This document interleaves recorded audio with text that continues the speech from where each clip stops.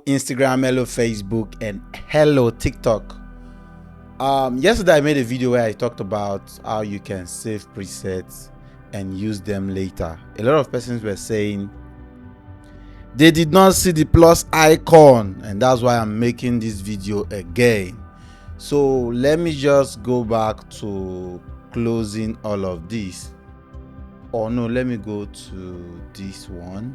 Let me go back to taking off all of this. So I'll just take off all of this and also bring this down, because that's exactly where my the color that I used is. So let me close this. So this is how the picture is after I finish retouching it. So when I apply this preset here, but before applying preset, let me just show you how it is. Let me show you how it is. So I will delete this, keep it like this, and let me say this is what I have done. This is exactly what I have done, and this is what I want to save so that I can use it later. So once this two is selected, I can just click here and give it a name. Let me call it Brother John. Brother John. Yes, renaming these things are very, very important, most especially when you are trying to do a class. So then I can now delete this. Let me delete that. Once you delete it, this is what you get. So let me go back to Brother John. Once you click on Brother John, you get that color again. Remember, this color was already there. You get this color again.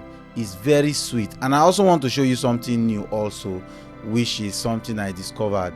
Now, when you come to filter regularly, you just see one of the things, or two, like you just see the last thing that you use from the filter. That's what we'll be showing there.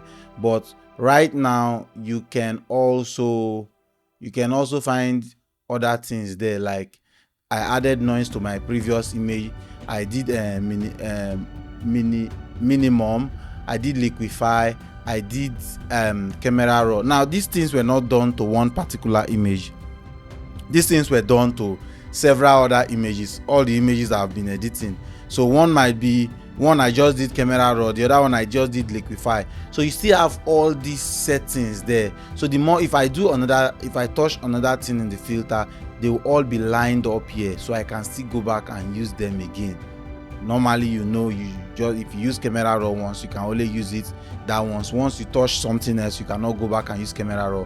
But right now with the new update, I told you guys before, if you want this, all you have to do is update your Photoshop to Photoshop 25.5 and you get all these new amazing features that are in this particular Photoshop.